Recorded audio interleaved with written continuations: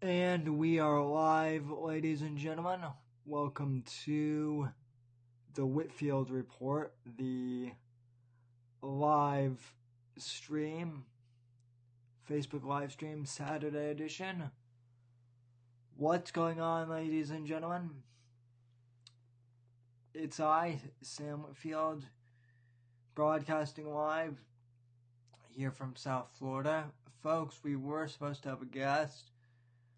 For those of you who follow me on Instagram, I was supposed to have David of the two Classy Gentlemen podcast. I was supposed to have David on tonight, but we had some technical difficulties. We tried to get him on, and it just didn't work out. So once again, it's me here tonight, and honestly, I hadn't really done much show prep in terms of topics for the show. So this may run a little shorter than usual tonight, but still, we're going to have a good podcast, I hope. As always, you can follow me on Twitter at SamW_NGC. Hashtag Whitfield Report. You can visit the website at thesamwhitfield.com, as you can see below if you're watching on the live stream. We are brought to you by NGC TV, and we are also brought to you by American Watchmen as well.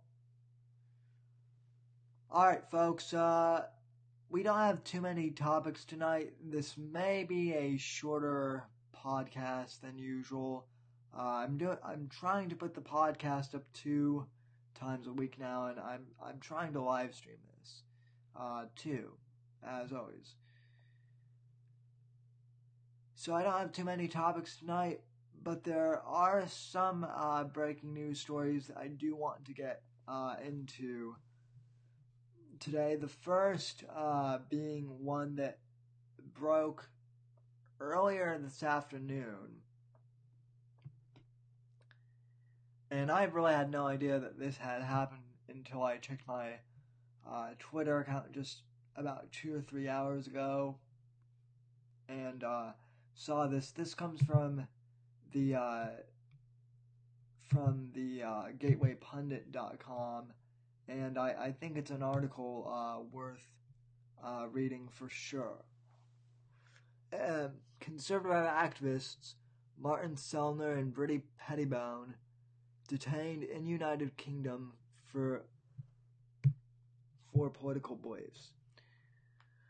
Australian activist Martin Sellner of Generation Identitaire and his girlfriend, American author and YouTuber Brittany Pettibone, have been detained by airport police in England for nearly 3 days.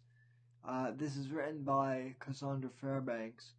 And for those of you who can see this on the video stream, it's already garnered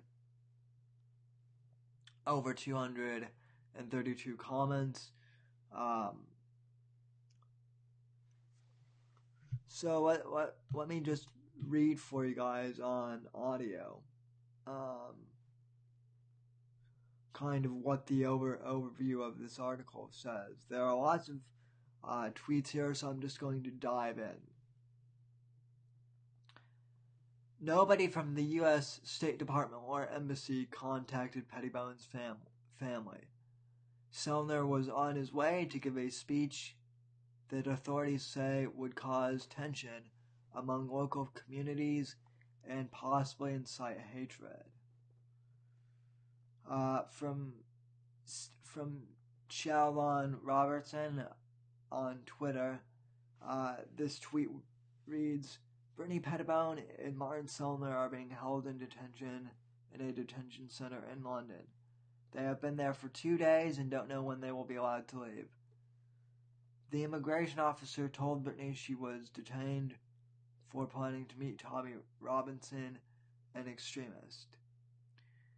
And folks, I'll get to this just in a sec, but as many of you know, Tommy Robinson is a very outspoken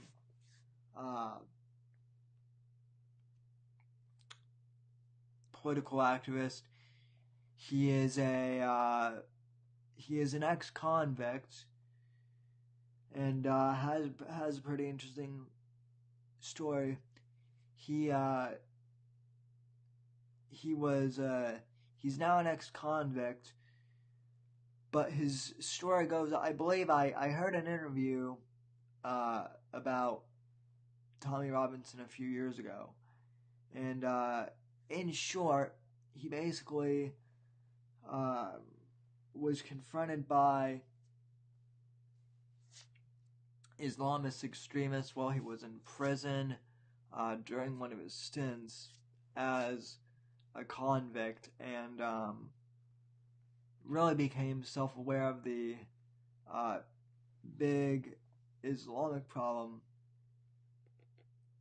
in Great Britain with radical Muslims planning on converting or trying to convert inmates into their Muslim gangs.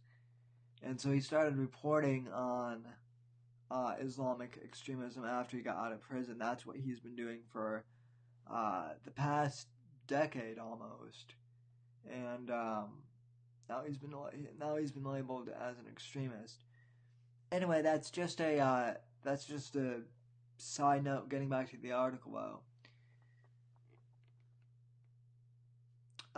Yesterday, Martin Sellner and Brittany Pettibone were detained by the UK government and effectively declared political dissidents. The government has decided that Martin's talk about free speech is too dangerous to be heard. Don't worry, some of our activists were reading his speech at Speaker's Corner at noon tomorrow in his stead. We cannot allow either the far left or the government to silence us. A statement from the British GI chapter read, and again that stands for Generation Identitaire.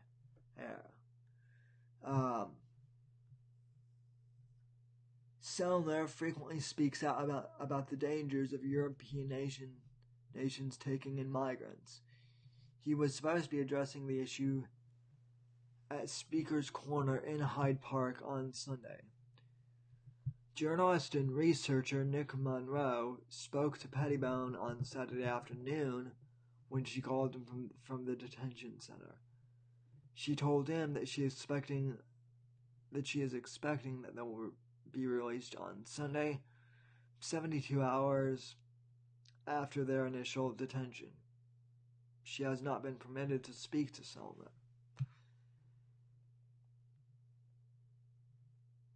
And then here are some tweets from Nick Monroe, the journalist.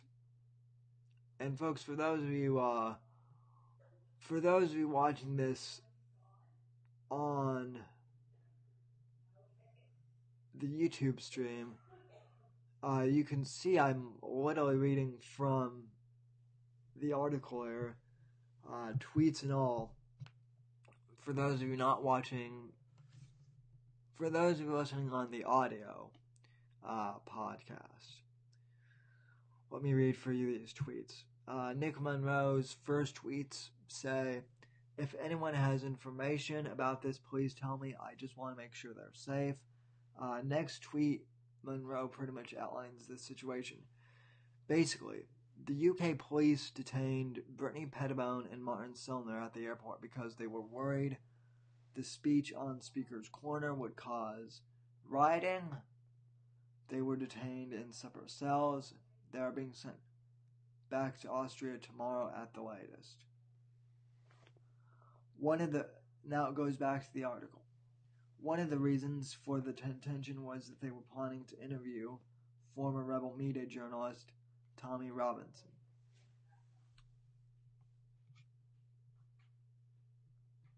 Then a journalist named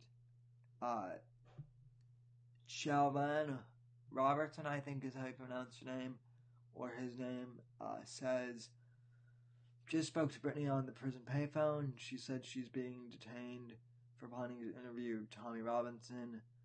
The immigration officer compared Tommy to the KKK. She's not allowed to leave and has been there for 2 days. Not allowed to speak or see her partner Martin. So, basically, now we're same tweets I read earlier from Nick Monroe.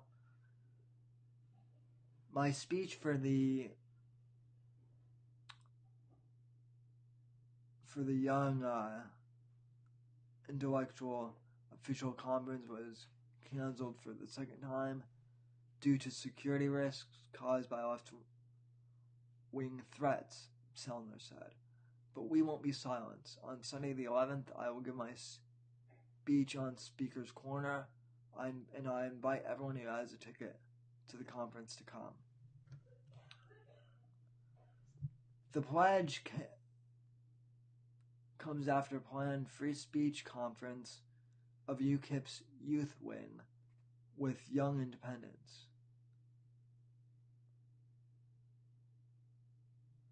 This weekend was canceled amid alleged security threats, the Evening Standard reports. According to the Evening Standard, the Home Office had previously refused to comment on whether or not Sellner would be blocked from entering the UK.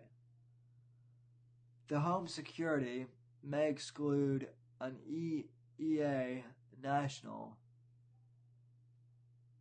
on grounds of public policy or security if they pose a genuine, present, or sufficiently serious threat, they said in a statement early Saturday morning.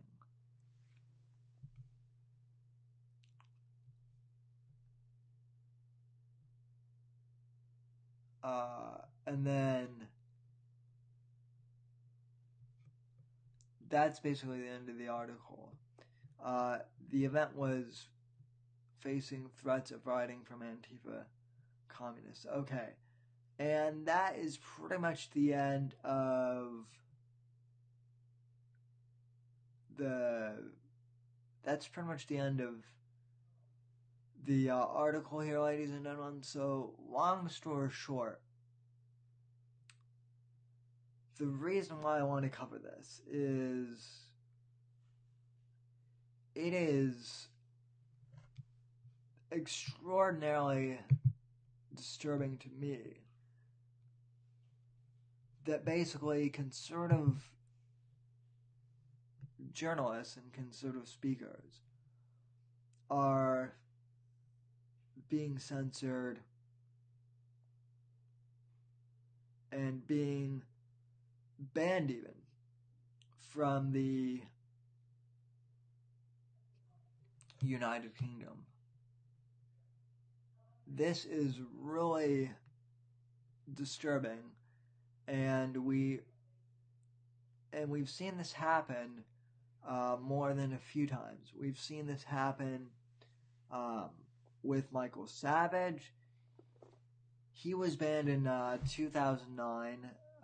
Great Britain has said that he's too radical of a person, and his views aren't even allowed. So he's been banned from the country, essentially, for the past couple years, and now it's looking like Brittany Pettibone and her boyfriend Martin Sellner are going to be in the same category. What's even more frightening to me, though, ladies and gentlemen, isn't so much the fact that they were just that they're not allowed to speak. It was more or less that they were detained from even entering the country. Okay? Brittany Pettibone and Martin Sellner are not terrorists. Now, they are young conservatives, but I don't know them personally. I had an exchange, I believe, with Brittany Pettibone on Twitter a few years ago. I think she might have retweeted my tweets or something. Either way, it was very brief. The fact that they're being banned from even speaking in Great Britain, though, is honestly, folks, it's sad in my mind, and it's a tragedy, an absolute tragedy.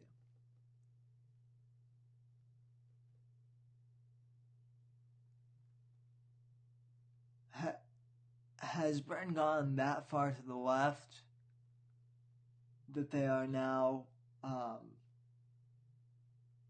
just completely banning young people, young political activists from entering their country? Okay, forget for a sec that Brittany Pettibone and her boyfriend were conservative activists. Imagine if they were, I don't know, young revolutionaries or PETA activists, okay? If the British government banned them if they were on the left, we would hear nothing but outrage from people over here about this. There would be non-stop press conferences. This would be all that we were hearing about for the entire day. And yet, because they're conservative, and because they're associated and affiliated with the Gateway Pundit, that's pretty much the only reason why you're hearing about this, is because they're affiliated with the Gateway Pundit. Mike Cernovich has been the only other conservative commentator to really comment on this. But other than that, I really can't think of, not even conservative media is really covering this. It's just the Gateway Pundit. And I did a Google search even before the show, and the link from the Gateway Pundit was pretty much the only one I could find. And that's pretty scary to me. It really is.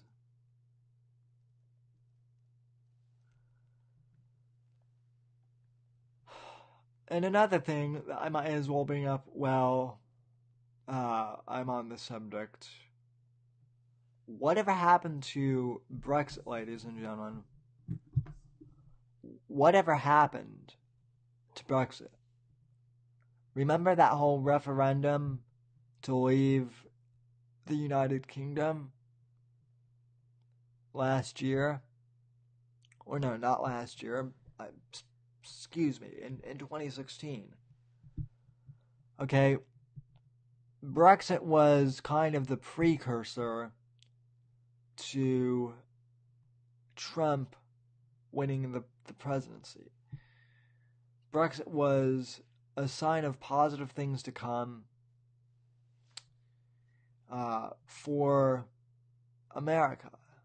It was kind of foreshadowing that Trump's election would in fact be successful. Okay? Whatever happened to that, ladies and gentlemen?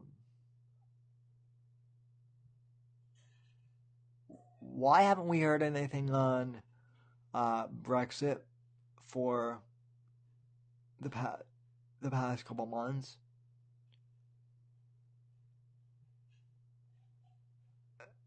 England did in fact vote to leave.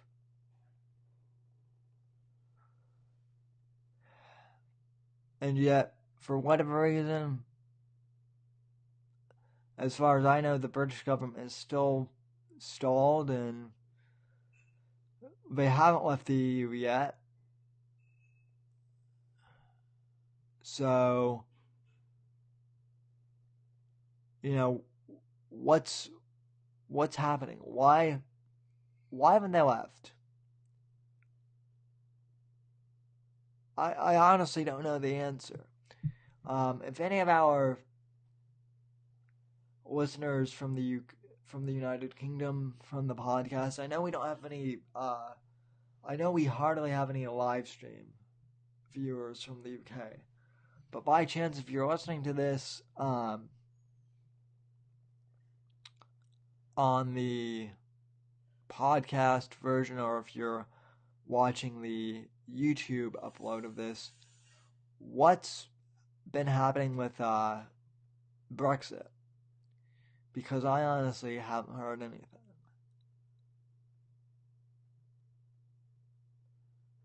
Brexit was supposed to be a huge thing for the conservative movement and for the liberty-minded movement in Great Britain, and yet we haven't heard one darn thing at all. So, did the referendum just die? Did political correctness and the globalist agenda win once again? Because that's kind of what it's looking like. It really is, ladies and gentlemen.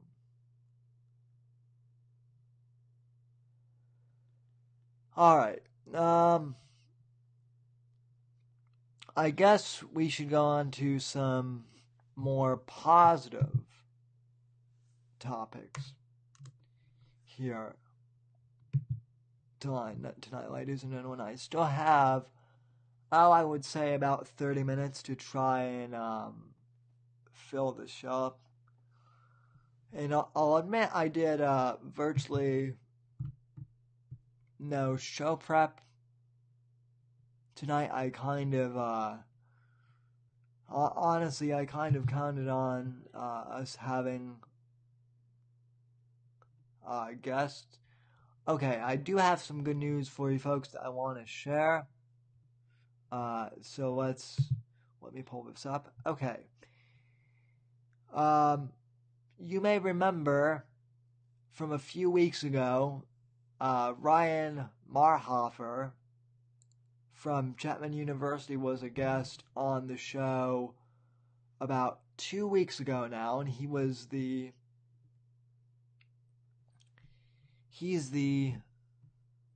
young conservative who published an op-ed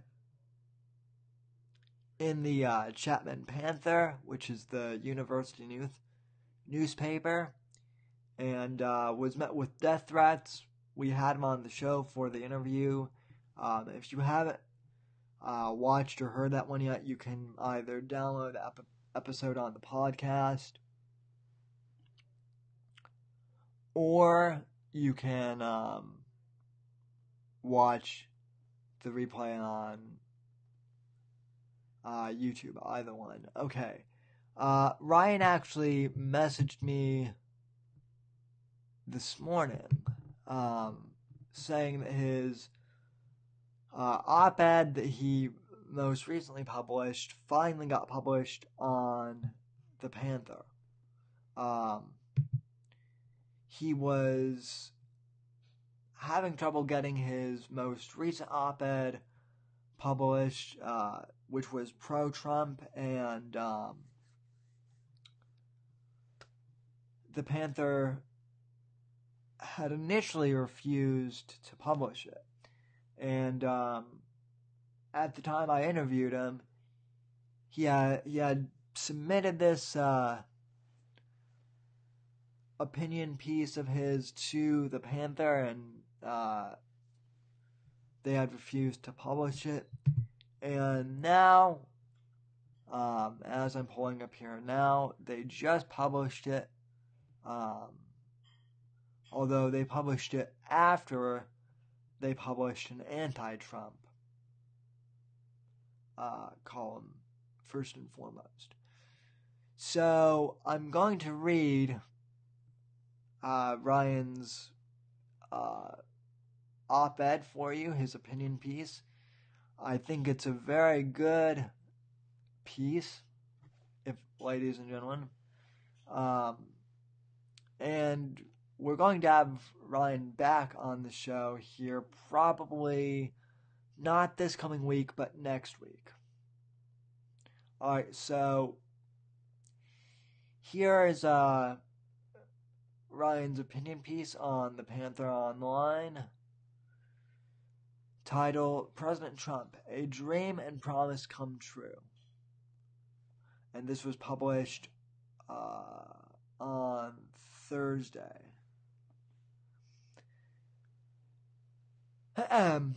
It is ironic that a man can be condemned for doing what no other politician in recent times has been able to do: deliver on his promises. In his first year, President Donald Trump has worked relentlessly to make the U.S. quote-unquote great again for all Americans. He prioritizes Americans over undocumented immigrants, much to the dismay of Democrats. However, in 2006, almost 60% of Democrats voted to add, quote-unquote, 2 layers of reinforced fencing along the southern border. And in 2013, every Democrat senator voted to end the illogical and disadvantageous visa lottery program, as well as chain migration. Enforcing borders is the oldest and purest function of government. Where Trump's predecessors failed, 2.5 million illegal immigrants entered the U.S. between 2008 and 2015. Trump has excelled. He allowed U.S. Immigration and Customs Enforcement, or ICE, to do its job by no longer limiting which immigration laws can be enforced. In 2017, ICE arrested more than 143,000 illegal immigrants, and 92% of them were convicted criminals, fugitives, illegal reentries, or had pending criminal charges. This heightened necessary security in immigration has led to a 45-year low in illegal border crossings. Trump's major legislation victory is the Tax Cuts and Jobs Act of 2017. Slashing the corporate tax rate means that businesses are now incentivized to return and reinvest in the U.S. Like Apple, which has announced plans to invest $350 billion into the U.S. economy and says it will create 20,000 jobs. And folks, we discussed why this is a positive gain here in the a few weeks ago on the podcast. Trump's tax bill also eliminated the unconstitutional Obamacare, the unconstitutional and expensive Obamacare individual mandate. And then as a footnote, Ryan writes, Congress can't penalize Americans for not buying a product. It also means low taxes for nearly every American. And every time you see Americans getting jobs, raises, and bonuses, just remember one thing. Not a single Democrat voted for the tax bill. This economic freedom allows for global competitiveness once again. As Trump said, Quote, the era of economic surrender is over. This newfound confidence and opportunity is reflected in the stock market. For proof, just look at how low the Dow Jones Industrial Average grew 257 points the day after Trump's election. Trump's presidency has blessed Americans' 401k, retirement, pensions, and college savings accounts. The stock market has gained more than $7 trillion in value since Trump was elected, its best performance since President Franklin D. Roosevelt was in office. During Trump's presidency, more than 2 million jobs have been created, while 303,000 manufacturing jobs were lost during Barack Obama's presidency.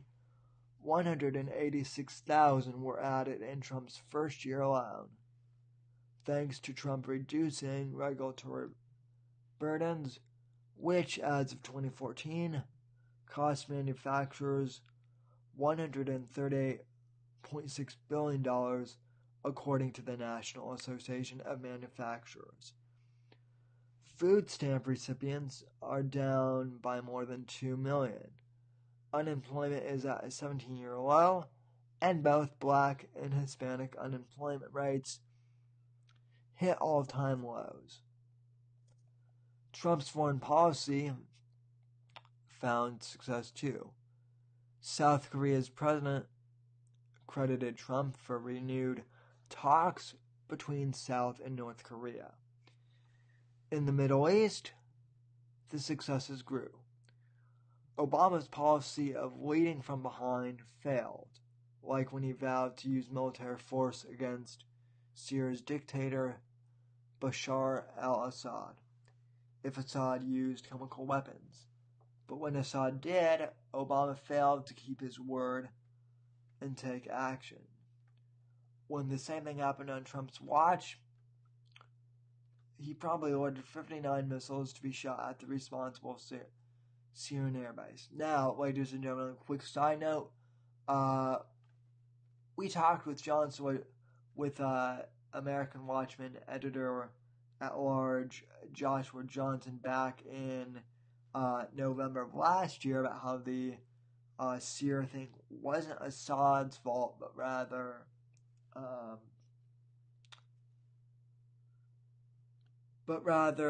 ISIS's fault. And for that episode, you can go onto the YouTube channel or download that on the podcast later. I believe that's episode 19 in the podcast archive, but I'm not sure. Anyway, getting back to the article. Back to Ryan's column, I should say. Giving the military much-needed freedom has been wildly successful.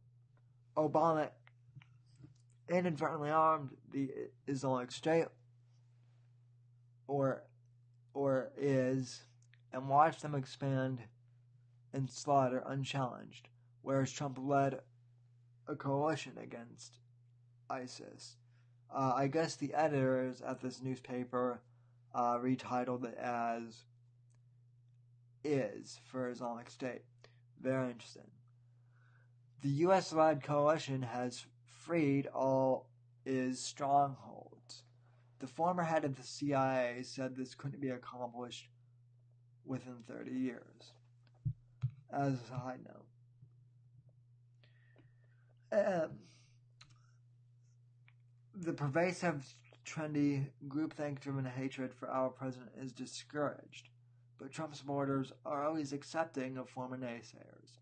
With Trump's numerous successes, Americans can now sleep like a baby, while diehard leftists will continue to cry like.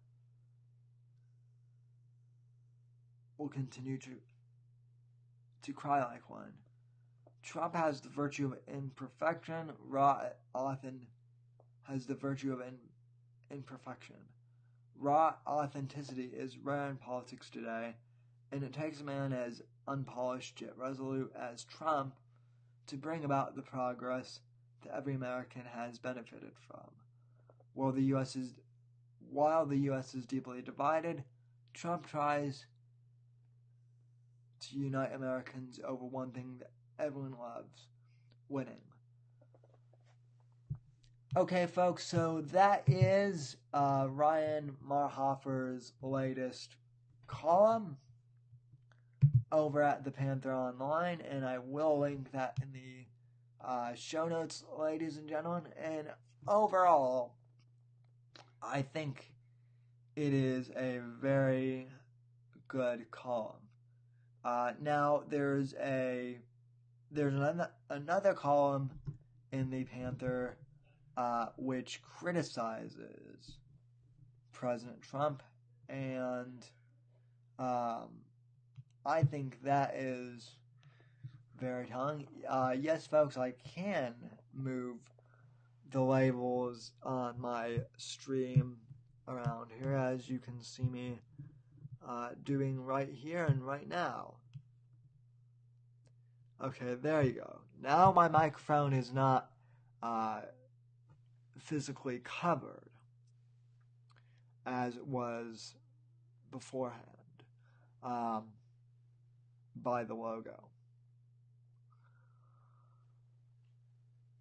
So I want to thank Ryan for sending me his column tonight, partially because it gave me some new material to read in light of not doing any show prep. So I really appreciate that. And again, I'll keep you guys updated on the Brittany Pettibone story. And yeah, I don't know. I've got to be honest, folks. I wish I could tell you that I think Brexit is going to be successful, but honestly, at this point, I simply don't know anymore. It doesn't really seem like Brexit is going to come true, just because the UK government keeps dragging its feet on this position. And again, folks, not to be discouraging, I think Brexit was a very positive thing, and I hope it does get enacted, because if Britain can succeed from the European Union, then economically it will be a lot better for them. Socially, I think it will be better for them, and they'll be able to maybe expel some of these more radical extremists from coming into the country, and so on and so forth. Alright, folks, real quick before we end the show, I do want to mention here, I got this great hat from a relative of mine who sent it to me in the mail, and this is not a sponsorship, but I really do like this hat. For those of you listening on the audio, my hat says, "If this flag offends you, I'll help you pack." And this hat is manufactured by Buckware, which is an American company. And this hat is great, so I think I'm going to wear this regularly on the podcast now, if you guys want to see this. Alright, before I end the show, I do want to mention a few things. First off, folks, we are going to be having David from the Two Classy Gentlemen podcast on later this coming week. I was supposed to have them on tonight, but as I mentioned before, we had live stream problems. But we are going to have them on the Tuesday edition, I believe. Even if I might pre-record it to tomorrow, and then post on Tuesday to the YouTube channel. But whatever happens, I'll let you guys know about that, and I'll have that on the YouTube page and on Facebook. Whatever happens with that. As always, you can follow me on Twitter at @SomeDude_NGC, #WA Radio Show. And then, folks, I always want to remind people that we are on iTunes. You can find us on iTunes simply by typing in the Whitfield Report. We're also on Anchor. And it really is, folks, it really is important that you support us on iTunes. Ladies and gentlemen, please, if you like the podcast, please rate us and subscribe, and leave us a review here on iTunes. Here, as you can see, here is the link to the podcast. You can see all the episodes, all 23 episodes of the Whitfield Report so far. So please give us a subscribe and leave us a positive review on iTunes. We really appreciate it. You can also subscribe to our YouTube channel, which is linked on the website, facebook.com/Whitfield Report. As always, folks, you can go to my website at thesamwhitfield.com, which is, for those of you watching on the live stream, this podcast that you can see as always. And folks, I just want to thank you for tuning into the podcast. I'll be back Tuesday with the next episode. Until then, ladies and gentlemen, God bless and God save this great nation, and have a good evening. Thank you for tuning in, and God bless.